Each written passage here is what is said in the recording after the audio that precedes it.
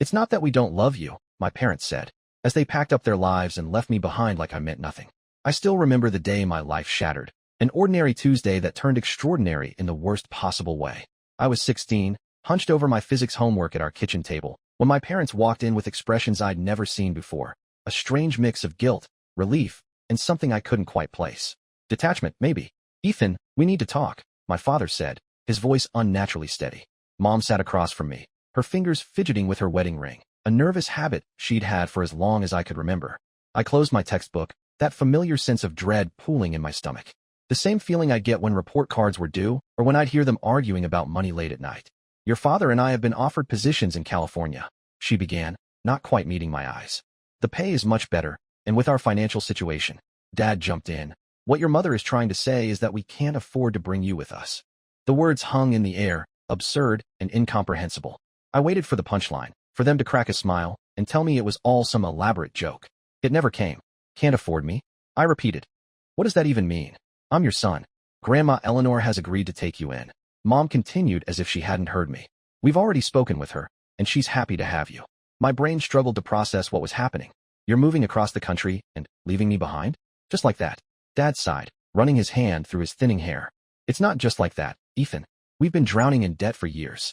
Your mother's medical bills from her surgery last year, the mortgage, your school expenses, we're barely keeping our heads above water.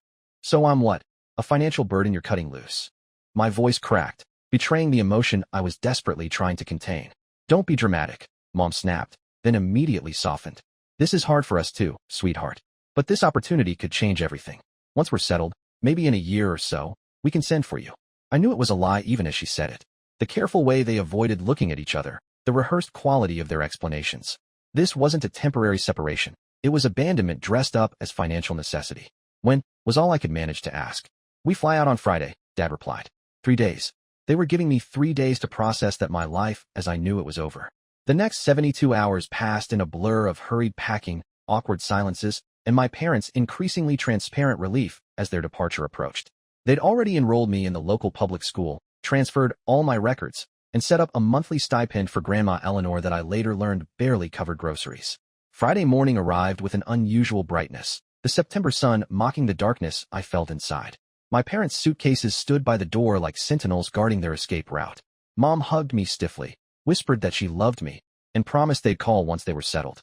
Dad clapped me on the shoulder, pressed $300 into my hand, and told me to be good for Grandma. Then they were gone, their mid-sized sedan pulling away from the curb, neither of them looking back as they drove out of my life. Grandma Eleanor was waiting for me on her porch when the neighbor who'd driven me dropped me off.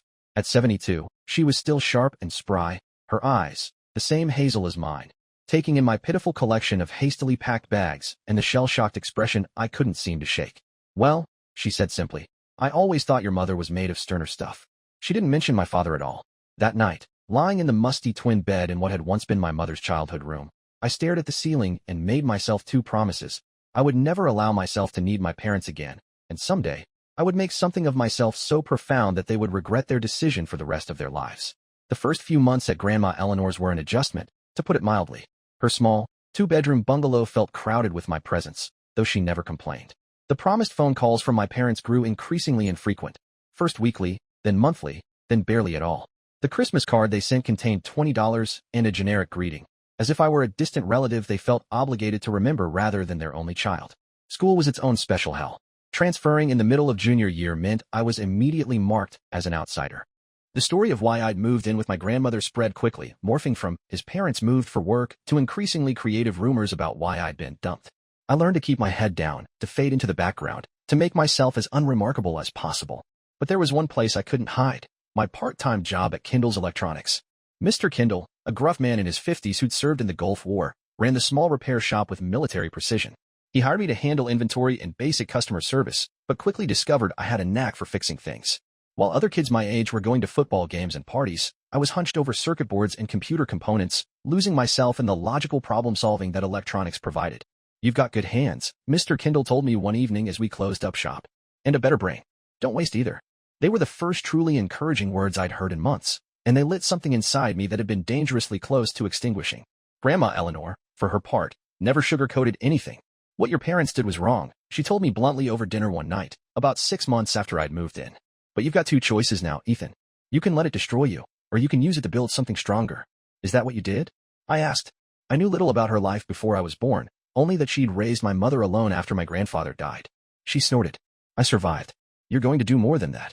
By the end of my junior year, I'd settled into a routine. School, work, homework, sleep, repeat. The monthly stipend from my parents stopped coming altogether around the 8-month mark. Grandma never mentioned it, but I saw the past due notices she tried to hide, noted how the thermostat was set lower and meals became simpler. I picked up more hours at Kindle's, started mowing lawns on weekends, and put every cent I could into a coffee can labeled bills that I left on the kitchen counter each month. I don't need your money, Grandma protested the first time. It's rent, I insisted.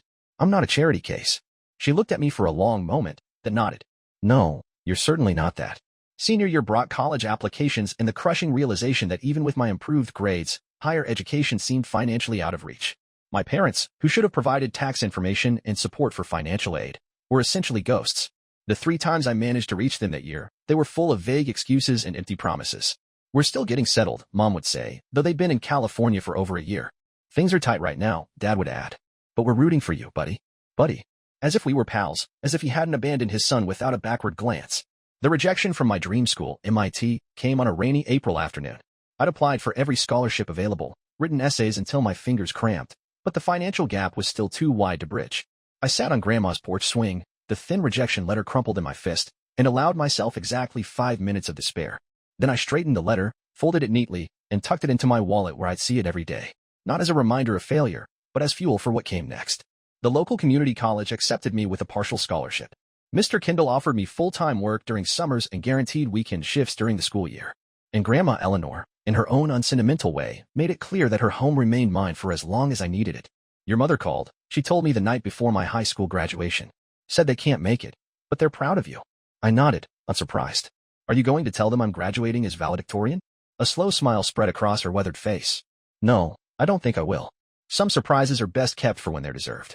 I graduated in a borrowed suit, gave a speech about perseverance that never once mentioned my parents, and stepped into adulthood with nothing but determination and the support of an elderly woman who'd shown me more loyalty in 2 years than my parents had in 16. As I walked off the stage with my diploma, I caught sight of Mr. Kindle in the audience, standing and applauding with surprising vigor. Beside him was his nephew, Marcus, home from his first year at Stanford, who'd occasionally help out at the shop during breaks. He gave me a thumbs up. Little did I know then how important Marcus would become in the next chapter of my life, or how the lessons in abandonment I learned would prepare me for both extraordinary success and the ultimate test of character when those who left me behind inevitably came calling. Community college wasn't what I dreamed of, but I attacked it with the same determination that had gotten me through those first dark months at Grandma Eleanor's. I registered for a punishing course load in computer science and electrical engineering, worked 30 hours a week at Kindle's, and spent whatever free time remained tinkering with my own projects in the small shed behind Grandma's house that I'd converted into a makeshift workshop. It was in that shed, on a frigid January night during my sophomore year, that the first spark of what would eventually become Quantum Shield was born. I'd been frustrated by how vulnerable the security systems at Kindle's were. We'd experienced 3 break-in attempts in as many months, each more sophisticated than the last. It's like they're always one step ahead, Mr. Kindle had complained after the most recent attempt, where the perpetrators had nearly bypassed the alarm system entirely. By the time the security companies update their systems, the hackers have already found the next weakness. His words stuck with me as I huddled in my workshop, a space heater blasting at my feet while I sketched out ideas for a system that wouldn't just react to known threats, but would anticipate new ones. Predictive security, constantly evolving and learning. It was wildly ambitious, possibly impossible, but the concept consumed me. I was so absorbed in my work that I barely noticed when Marcus knocked and entered, stamping snow from his boots. Your grandmother said you were out here, he said, looking around at the organized chaos of components and notebooks. She's worried you're going to freeze to death. I smiled faintly. Grandma Eleanor showed her concern in roundabout ways, never directly. I'm fine. What brings you by? Marcus, now in his 3rd year at Stanford, held up a paperback. Uncle Rick mentioned you were working on some security concept. Thought I'd bring by some Indian food and pick your brain. That night marked the beginning of a partnership that would change both our lives. Marcus, with his business acumen and connections at Stanford, immediately recognized the potential in what I was developing. We stayed up until dawn, filling Grandma's whiteboard with diagrams and code snippets, arguing productively about implementation and market strategy.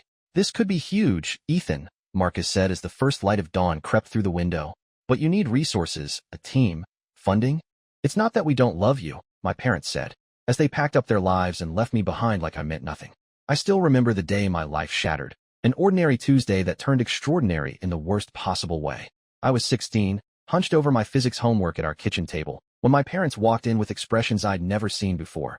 A strange mix of guilt, relief, and something I couldn't quite place. Detachment, maybe. "Ethan, we need to talk," my father said, his voice unnaturally steady. Mom sat across from me, her fingers fidgeting with her wedding ring, a nervous habit she'd had for as long as I could remember. I closed my textbook, that familiar sense of dread pooling in my stomach. The same feeling I'd get when report cards were due, or when I'd hear them arguing about money late at night. "Your father and I have been offered positions in California," she began, not quite meeting my eyes.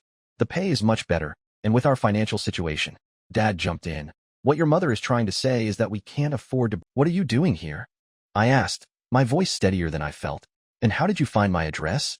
My father cleared his throat. "Your assistant. We called your office, explained we were your parents. She was very helpful."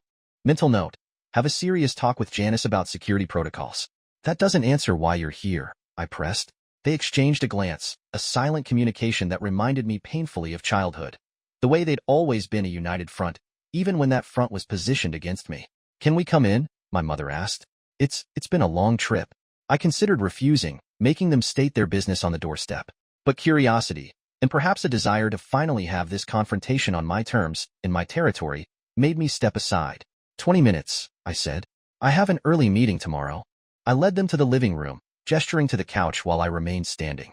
They sat close together, taking in their surroundings with poorly disguised interest. I wondered what they were seeing. Signs of the wealth they'd heard about, evidence of the life their son had built without them. "Beautiful home," my mother offered. "So spacious for just one person." "I'm not alone," I replied. "Grandma Eleanor lives in the guest house." My mother's expression tightened momentarily. She and her mother had a complicated relationship, something I'd learned more about from Grandma over the years. "Mom's living with you? That's nice." "She took me in when I needed someone," I said pointedly. "She's family." The implication hung heavily in the air. My father, never good with tension, rushed to fill the silence. "We've been following your success, son. Quantum Shield. It's incredible what you've built. We always knew you were smart, but this is extraordinary." "Did you?" I asked coolly. "Always know? Because I remember being told I was a financial burden you couldn't afford to keep." My mother flinched. "Ethan, please. We made mistakes. Terrible mistakes. But we never stopped loving you."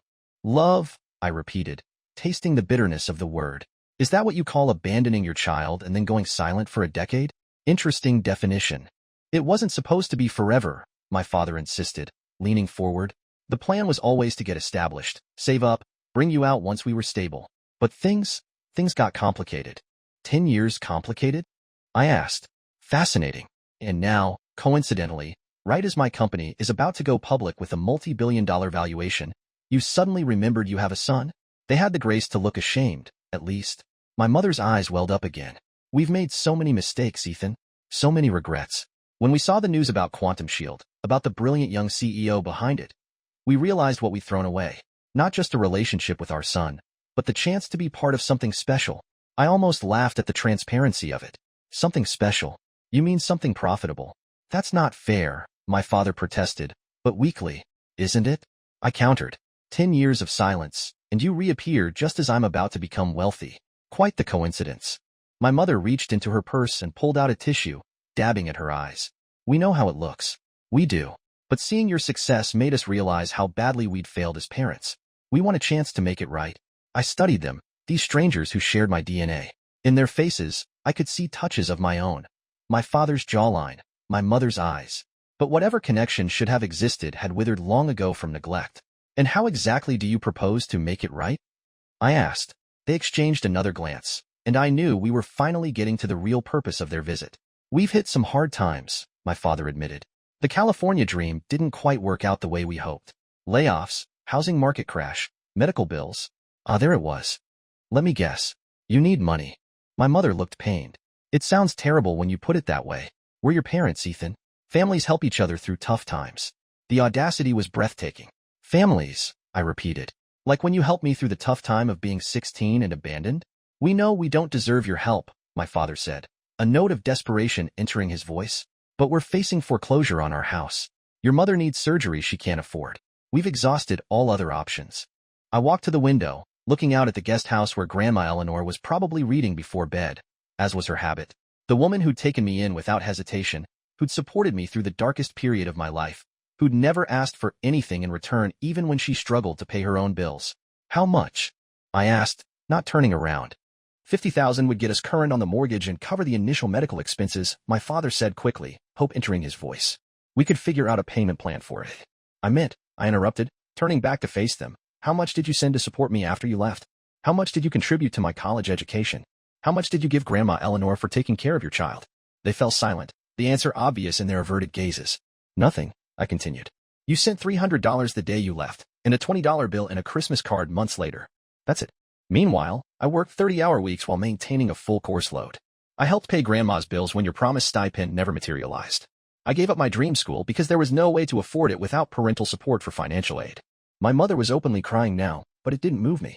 Too little, too late. Ethan, please, she whispered. We were drowning. We made terrible choices, but we're still your parents. I shook my head. No. Biology made you my parents. Your choices made you strangers. I walked to the door and opened it, the dismissal clear. I think your 20 minutes are up. My father stood, anger finally breaking through his conciliatory facade. So that's it.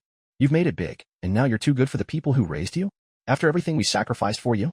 Something snapped inside me, the last tether of restraint I'd been clinging to. Sacrificed? You sacrificed me. You discarded me when I became inconvenient.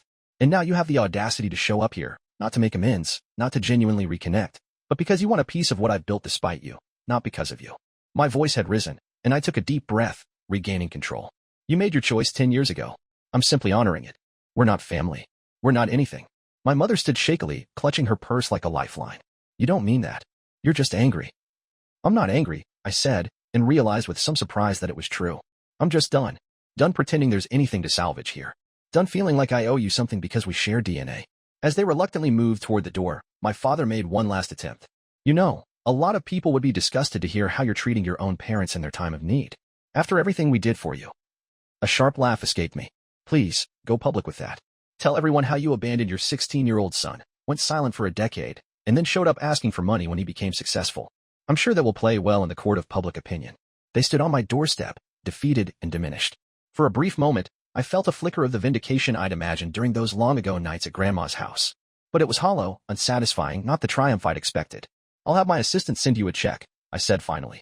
Hope loomed on their faces, quickly replaced by confusion when I continued. $320. The exact amount you gave me when you left. Consider us even. I closed the door on their protests, leaning against it as their voices faded, followed by the sound of a car starting and driving away. Only then did I notice Grandma Eleanor standing in the hallway, her robe wrapped tightly around her thin frame. You heard? I asked. She nodded. Enough. They wanted money. $50,000. Grandma snorted. Of course they did. I ran a hand through my hair, suddenly exhausted. I sent them away. Was that the right thing to do? She crossed the room and did something rare. She hugged me, this woman who showed affection through actions rather than touch. The question isn't whether it was right or wrong, Ethan. The question is whether it was true to who you are. I puzzled over her words as she withdrew, straightening her robe with dignity. They didn't deserve your help, she added. But deserving has never been how you decide who to help, has it? With that cryptic statement, she bid me good night and returned to her cottage, leaving me alone with thoughts that would keep me awake long into the night. Thoughts about family, forgiveness, and the fine line between justice and vengeance. What I didn't realize was that my parents wouldn't give up so easily, and that their next move would force me to confront questions about myself that I'd been avoiding for years. The IPO was a week away, and Quantum Shield's offices were a hive of controlled chaos. Investment bankers, PR consultants, and legal teams swarmed through our space, finalizing details and preparing for the moment our company would transition from privately held startup to publicly traded corporation. I'd barely slept since my parents' visit 3 nights ago. Their reappearance had unsettled me more than I wanted to admit, bringing back memories and emotions I'd thought long buried. I found myself remembering random moments from before they left. My mother teaching me to ride a bike, my father helping with a science project, the family camping trips we'd taken when money wasn't so tight. Had there been signs I'd missed? Warning signals that they were planning to leave me behind? Or had it really been as sudden for them as it was for me? A desperate decision made in a moment of financial panic? These thoughts circled endlessly as I sat in my office, staring unseeing at the financial projections for our first quarter as a public company. A knock at my door broke my reverie. It was Marcus, looking uncharacteristically concerned. You need to see this, he said without preamble, setting his tablet in front of me. On the screen was a local news website. The headline made my stomach drop. Asterisk, parents of tech wunderkind claim abandonment as IPO approaches. Asterisk. The article featured quotes from my parents, painting themselves as hardworking people who'd made difficult sacrifices for their son's future, only to be cruelly rejected. By the time I graduated with my associate's degree, Marcus and I had secured enough funding to rent a small office space and hire 2 other developers. Quantum Shield was no longer just an idea sketched in a freezing shed. It was a fledgling startup with a working prototype that had already caught the attention of several mid-sized security firms. The day we received our first acquisition offer, $2 million from a regional security company, I drove straight to Grandma Eleanor's house, the formal letter clutched in my hand. They want to buy it, I told her, still in disbelief. $2 million. Grandma adjusted her reading glasses and examined the offer. And what did you tell them? I haven't responded yet. Marcus thinks we should hold out, that it's worth more. But $2 million, Grandma. I could buy you a proper house, set up a retirement fund for you, pay you back for everything. She handed the letter back with a snort. Pay me back? Don't be ridiculous. And I don't need a new house. She fixed me with that penetrating stare that had become so familiar. What do you want, Ethan? Not what you think you should want, or what you think would make me happy. What do you want? I sat heavily on her couch, the question reverberating through me. What did I want? Security, certainly, the financial stability my parents had claimed to lack when they left me behind. But as I thought about it, I realized there was something else, something that had been driving me all along. I want to build something lasting, I finally said. Something important. Something that proves I wasn't disposable. Grandma nodded, satisfaction in her eyes. Then I think you have your answer. We turned down the offer. Instead, we secured another round of funding, expanded our team, and refined the product. The next 18 months were grueling. 18-hour days, countless setbacks, moments of doubt where I questioned everything. But gradually, Quantum Shield evolved from promising concept to revolutionary product. Our breakthrough came when a major data breach at a Fortune 500 company made headlines. Their security team had used every top-of-the-line system available, but hackers had still penetrated their defenses. In the aftermath, Marcus leveraged his connections to get us a meeting with their CTO. Your current systems are all reactive, I explained in that meeting, surprising myself with my confidence. They defend against known threats, patching vulnerabilities after they're discovered. Quantum Shield works differently. It uses predictive algorithms to anticipate new attack vectors before they're exploited. The skepticism in the room was palpable until I demonstrated how our system would have prevented their specific breach. 2 weeks later, they signed on as our first major client. Within 6 months, we had contracts with 3 more Fortune 500 companies and were being featured in technology magazines as the future of cybersecurity. The day Quantum Shield hit a valuation of $50 million, Marcus and I celebrated by taking Grandma Eleanor to the fanciest restaurant in town. She wore her best dress, a navy blue number she'd bought for my high school graduation, and looked thoroughly unimpressed by the tiny portions and extravagant prices. $50 for a piece of fish the size of my palm, she muttered. This better be the best damn fish I've ever tasted. Marcus laughed, raising his champagne glass. To Eleanor, without whom none of this would have been possible. Don't be absurd, she replied, but I caught the pleased flush on her cheeks. I just provided a roof. Ethan did all the real work. You provided a lot more than a roof, Grandma, I said quietly, emotion suddenly thick in my throat. You gave me a home when I needed it most.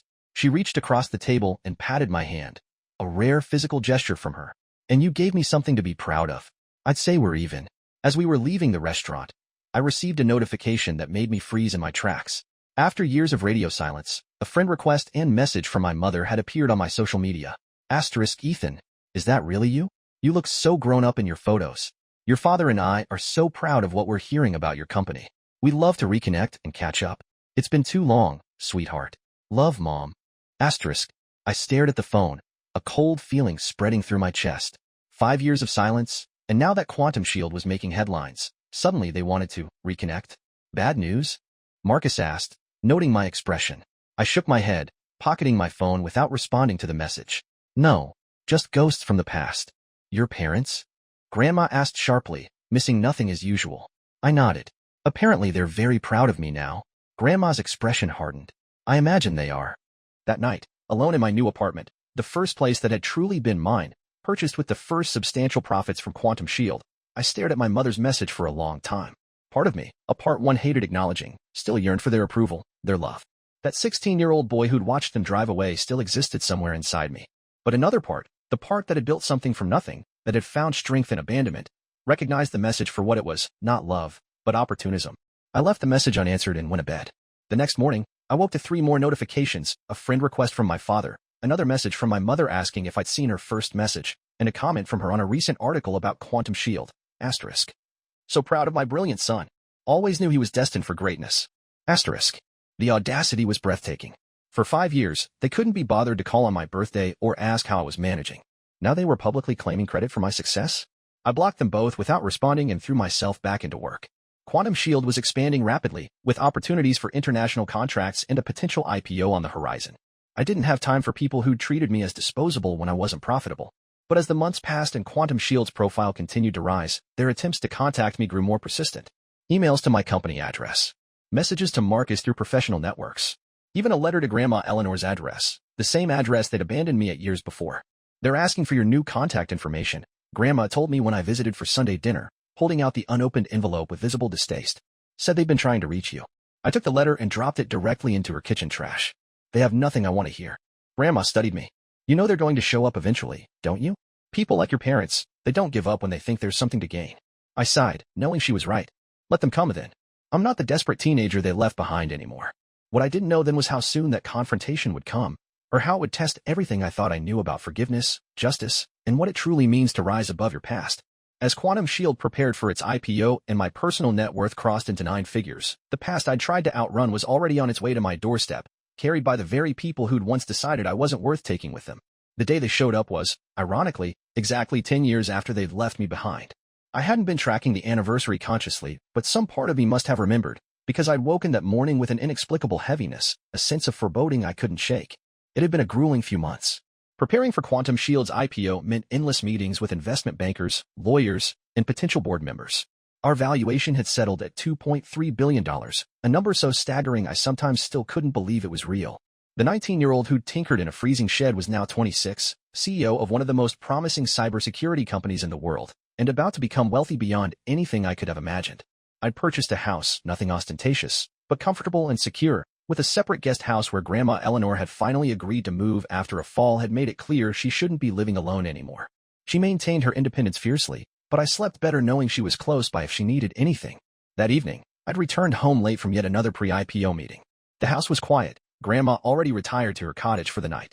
I was halfway through a reheated plate of leftover pasta when the doorbell rang. I wasn't expecting visitors, and my privacy settings meant my address wasn't publicly available. Wary, I checked the security monitor, Quantum Shield's own advanced system, naturally, and felt my blood freeze in my veins. Standing on my doorstep were my parents. 10 years older but unmistakable. My father, now fully bald, fidgeted nervously. My mother, her blonde hair showing strands of gray, kept smoothing down her blouse, a gesture I remembered from childhood, something she did when she was anxious. I sat there, staring at the monitor, food forgotten, as they rang the bell again. Part of me wanted to ignore them, to pretend I wasn't home. But another part, the part that had fantasized about this moment during countless sleepless nights, propelled me to my feet. I opened the door but remained in the doorway, blocking their entrance. Up close, the decade of separation was even more apparent. Deep lines bracketed my father's mouth. My mother's carefully applied makeup couldn't hide the weathered quality of her skin. They looked older than their mid-50s, worn down in a way that spoke of hard living. Ethan, my mother breathed, her eyes filling with tears. Oh my God, look at you. She moved as if to embrace me, but I stepped back slightly. Her arms dropped awkwardly to her sides.